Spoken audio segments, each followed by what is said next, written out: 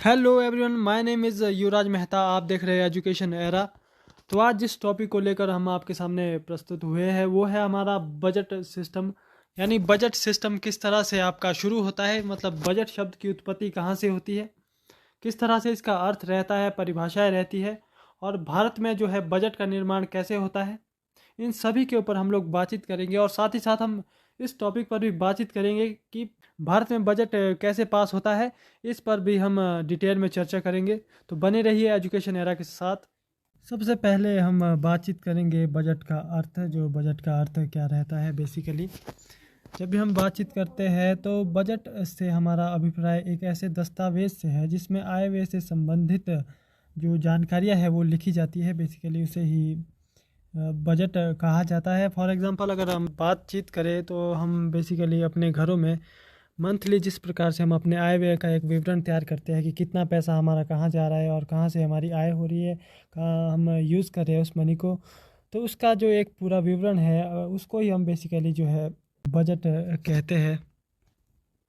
Budget जो शब्द है वो फ्रेंच भाषा का एक शब्द है, मतलब फ्रेंच भाषा में एक शब्द है बुगेट, उससे बजट शब्द लिया गया है जिसका अर्थ होता है चमड़े का थैला।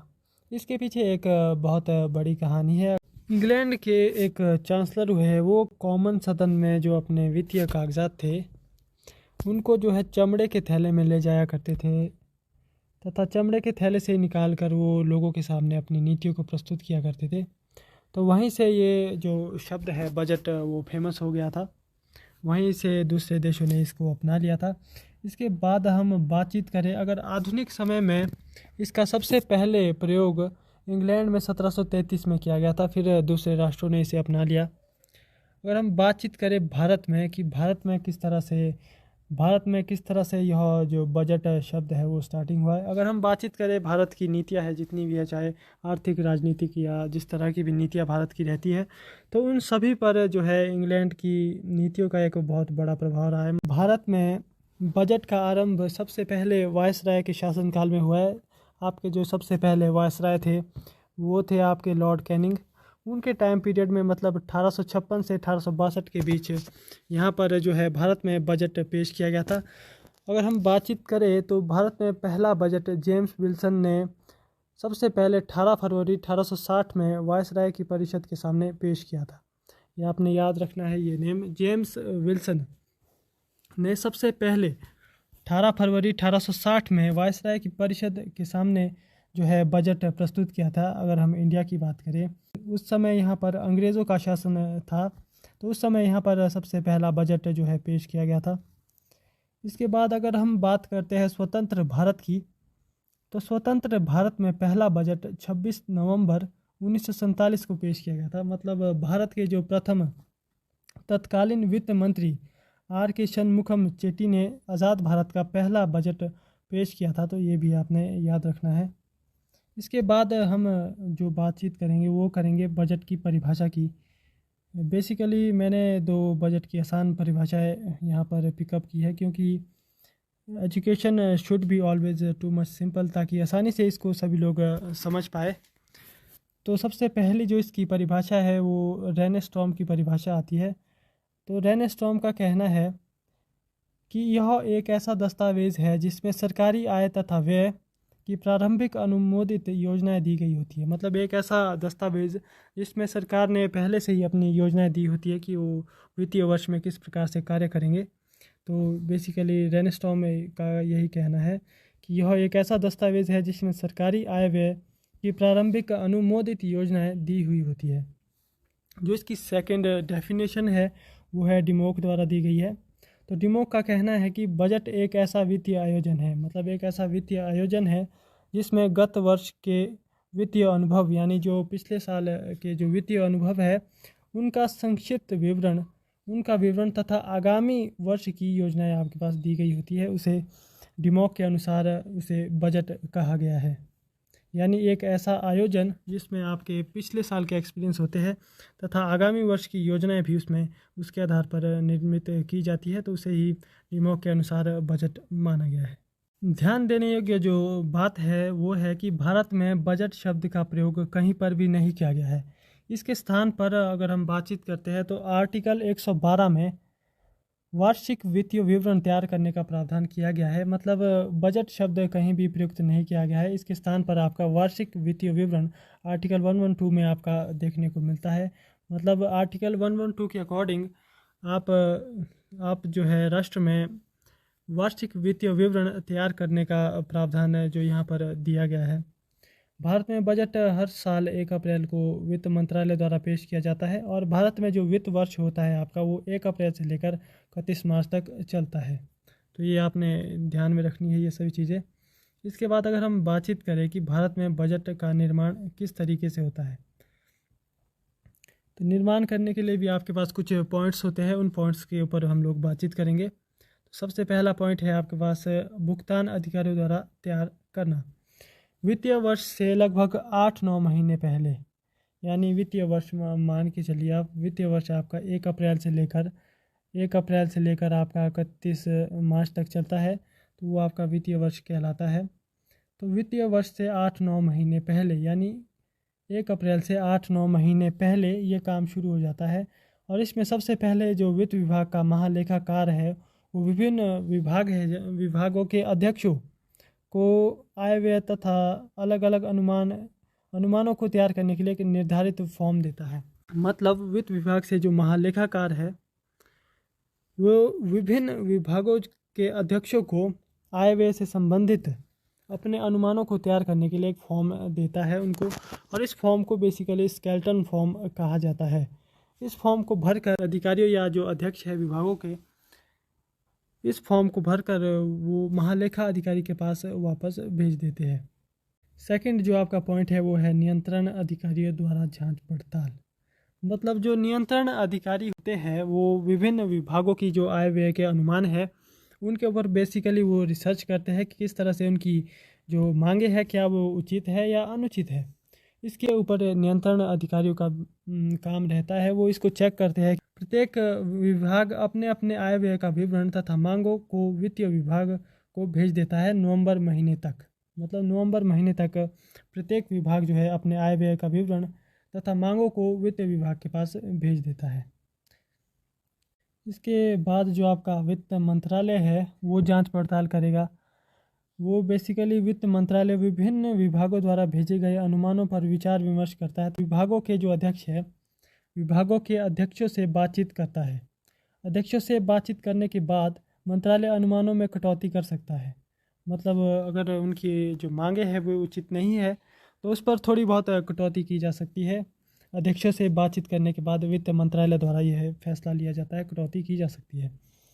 वित्त मंत्रालय वित्तीय वर्ष का आय व्यय संबंधित अनुमान विवरण तैयार दिसंबर महीने में संगठित बजट का निर्माण कर लेता है। मतलब एक संगठित बजट का निर्माण वित्त मंत्रालय द्वारा दिसंबर महीने तक कर लिया जाता है। इसके बाद मंत्रिमंडल की स्वीकृति। मंत्रिमंडल की स्वीकृति बहुत आवश्यक है। जो एक विवरण तैयार कर लिया जाता है दिसंबर महीने तक विभिन्न मतलब वित्त मंत्रालय द्वारा विभिन्न विभागों की मांगों को लेकर जो एक संगठित बजट को बड़ा आवश्यक होता है मंत्रिमंडल की स्वीकृति मिलना।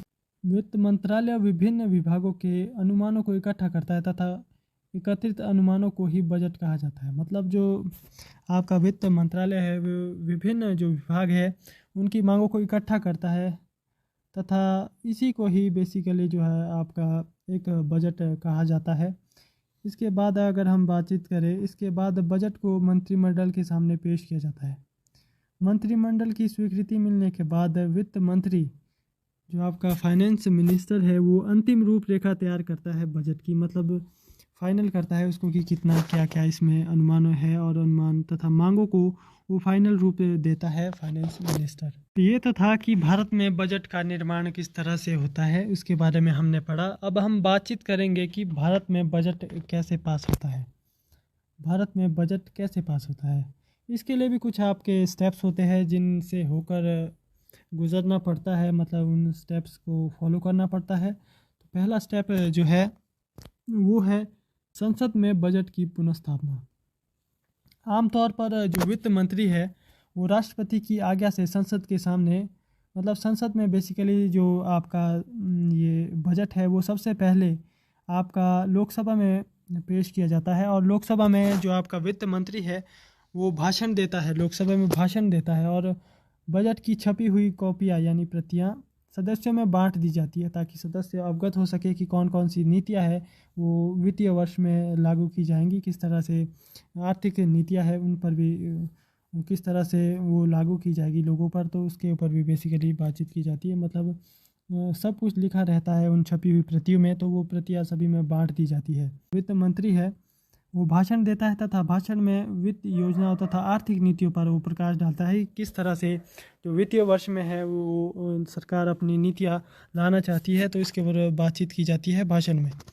इसके बाद अगर हम बातचीत करें वाद विवाद की, तो इसमें किसी तरह का कोई वाद विवाद नहीं देखने को मिलता है, क्योंकि वाद विवाद जो है वो सामान्य तौर पर 2-3 दिन बाद प्रारंभ हो जाता है।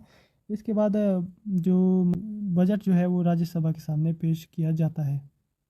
बजट पर सामान्य वाद विवाद, जो आपका सेकंड आपका स्टेप है वो है आपका बजट पर सामान्य वाद विवाद। बजट पर जो सामान्य वाद विवाद है वो 2-3 दिनों बाद प्रारंभ हो जाता है, और बेसिकली आपका जो वाद विवाद है वो आपकी सिद्धांतों पर, नीतियों तथा आपकी जो किस तरह की आर्थिक नीतियाँ है उस पर वाद विवाद होता है। और वाद विवाद आपको दोनों सदनों में देखने को मिल जाएगा, चाहे वो आपका ऊपरी सदन राज्यसभा है या आपका निचला सदन जो है लोकसभा है, उन दोनों ही सदनों में आपका वाद विवाद देखने को आपको मिल जाता है। इसके बाद जो थर्ड स्टेप है आपका मांगों पर मतदान। आर्टिकल 113 में भारत की जो संचित निधि है वो अनुमानों को वार्षिक वित्तीय विवरण में शामिल करने का प्रावधान है, जिसे लोकसभा में मतदान करने का भी अधिकार जो है इस पर दिया गया है, या उसको प्रस्तुत करना पड़ता है, इस तरह का प्रावधान आर्टिकल 112 में दिया गया है। तो मांगों पर मतदान का अधिकार बेसिकली आपके पास लोकसभा के ही पास है, क्योंकि लोकसभा लोगों का सदन होता है, इसलिए वो सबसे शक्तिशाली सदन होता है। राज्यसभा के पास यह अधिकार नहीं दिया गया है। इसके बाद अगर हम बातचीत करें तो लोकसभा जो है वो मांगों को स्वीकार कर सकती है, अस्वीकार कर सकती है, राशि को घटा सकती है, लेकिन एक चीज़ जो है वो लोकसभा नहीं कर सकती है, वो मांगों की राशि को बढ़ा नहीं सकती है। मतलब यही आपने याद रखना है कि लोकसभा बाकी सब कुछ कर सकती है, लेकिन वो मांगों की राशि को बढ़ा नहीं सकती। ये ध्यान देने वाली बात है, आप इसे ज़रूर नोट कर लें कहीं पर। इसके बाद जो अगला आपका पॉइंट आता है वो है विनियोग बिल, एप्रोप्रिएशन बिल। इसके बाद एप्रोप्रिएशन बिल आपको देखने को मिलता है फोर्थ स्टेप में। अगर हम बातचीत करें विनियोग बिल की, विनियोग बिल होता क्या है, तो लोकसभा द्वारा पास की गई खर्चे की सभी मांगों तथा संचित निधि से किए जाने वाले खर्चों को एक जगह संचित करके बिल का रूप दे दिया जाता है, इसे ही विनियोग बिल कहा जाता है। मतलब खर्चे की सभी मांगों तथा संचित निधि से किए जाने वाले खर्चों को एक जगह संचित करके बिल का रूप दिया जाता है, जिसे विनियोग बिल, एप्रोप्रिएशन बिल कहा जाता है। विनियोग बिल लोकसभा में पेश करना पड़ता है, और लोकसभा में पेश करना पड़ता है, और इस बिल को उन सभी अवस्थाओं से गुजरना पड़ता है जिनसे जो है एक साधारण बिल आपका गुजरता है। यह एक प्रकार का धन बिल होता है। मतलब जैसे आपका एक बिल होता है वो गुजरता है आपकी कुछ स्टेजेस से, मतलब फर्स्ट रीडिंग होती है, सेकंड रीडिंग होती है, फिर थर्ड रीडिंग होती है, बीच में आपकी सेकंड रीडिंग में ही कमेटियाँ बनती है, मतलब इस तरह की। फिर राष्ट्रपति के थर्ड रीडिंग के बाद राष्ट्रपति के पास जाता है आपका बिल स्वीकृति के लिए। तो इसी तरह से इन सभी स्थितियों से होकर गुजरना पड़ता है। इसके बाद अगर हम बातचीत करें राज्यसभा के पास जब ये बिल भेजा जाता है विनियोग बिल, तो इसे केवल राज्यसभा 14 दिनों तक रोक सकती है। 14 दिन से ज़्यादा इसे नहीं रोक सकती, और रद्द तो वो कर ही नहीं सकती है, क्योंकि राज्यसभा के पास इतना अधिकार नहीं है। वो केवल 14 दिन तक उसे रोक सकती है, और वो कुछ इस बिल के संदर्भ में वो कुछ सिफारिशें दे सकती है लोकसभा को। वो भी उसे लोकसभा को मानना या ना मानना वो लोकसभा पर डिपेंड करता है। बाकी सिफारिशें राज्यसभा दे सकती है, लेकिन उसे मानना या ना मानना वो लोकसभा पर डिपेंड करता है। इसके बाद बिल को बेसिकली राष्ट्रपति की स्वीकृति के लिए भेजा जाता है, और उस स्वीकृति उसे देनी ही पड़ती है, क्योंकि ज़्यादा राष्ट्रपति को इस पर स्वीकृति देनी ही पड़ती है। उसके पास इस संदर्भ में भी कोई विशेष जो है प्रावधान नहीं किया गया है संविधान में, और उसके पास कोई विशेष पावर नहीं है। इसके बाद जो आपका लास्ट स्टेप है वो है आपका वित्तीय बिल, फाइनेंस बिल। वित्तीय बिल द्वारा सरकार को जनता पर कर लगाने तथा कर इकट्ठे करने का अधिकार मिल जाता है। मतलब जो वित्तीय बिल होता है आपका, उससे सरकार को जनता पर कर लगाने का अधिकार भी मिलता है और कर इकट्ठा करने का अधिकार भी सरकार को मिल जाता है। वित्तीय वर्ष में लगाए जाने वाले सभी करों तथा आय के साधनों को सम्मिलित करके वित्तीय बिल के रूप में लोकसभा में पेश किया जाता है। इस दौरान करों को कम ज़्यादा किया जा सकता है। मतलब करों को कम ज़्यादा किया जा सकता है कि कौन कौन से टैक्सेस है आपने कम ज़्यादा करने हैं वित्तीय वर्ष में, उस पर लोकसभा में जब ये बिल पेश किया जाता है तो उसे कम ज़्यादा किया जा सकता है। इसके बाद अगर हम बातचीत करें तो इसके बाद लोकसभा में पास हो जाता है, उसके बाद राज्यसभा में भेजा जाता है तथा राज्यसभा के बाद राष्ट्रपति की स्वीकृति के लिए राष्ट्रपति के पास भेजा जाता है। और राष्ट्रपति की बात करें अगर हम, तो राष्ट्रपति के पास धन बिल के संबंध में कोई वीटो पावर नहीं है। मतलब वीटो पावर होती है जिससे राष्ट्रपति उस बिल को रोक सकता है, मतलब राष्ट्रपति उसे नहीं रोक सकता है। राष्ट्रपति के पास किसी भी प्रकार की इस तरह की पावर नहीं है, तो राष्ट्रपति उसे रोक नहीं सकता है। तो इस प्रकार से जब राष्ट्रपति भी अपनी स्वीकृति दे देता है तो बजट का निर्माण हो जाता है तथा बजट आपका पास हो जाता है। और अगर हम लोग बातचीत करें निष्कर्ष की, तो धन आप देखें तो एक बहुत बड़ा मतलब महत्वपूर्ण फैक्टर रहता है आपका किसी राज्य का, एक आवश्यक तत्व आप इसे कह सकते हैं, क्योंकि धन से ही सारे काम होते हैं। आर्थिक नीति आपकी बड़ी सही होनी चाहिए, उसके लिए बजट का निर्माण करना बहुत ही आवश्यक है। और बजट से हमें पता लगता है कि जो सरकार है वो कितना धन किस क्षेत्र में यानी किस फील्ड में इन्वेस्ट कर रही है। तो सरकार की जो नीतियां है, मतलब किस तरह से कितना धन कहाँ पर सरकार यूज़ कर रही है, उन सब का पता भी हमें बजट द्वारा लग जाता है। और 1843 में कार्ल मार्क्स एक बुक लिखते हैं ऑन द जेविश क्वेश्चन, तो उसमें वो लिखते हैं कि धन जो है वो ईश्वर से भी ज़्यादा महत्वपूर्ण है। तो धन का जो है सोच समझ कर प्रयोग किया जाना चाहिए, इसलिए बजट का निर्माण किया जाता है।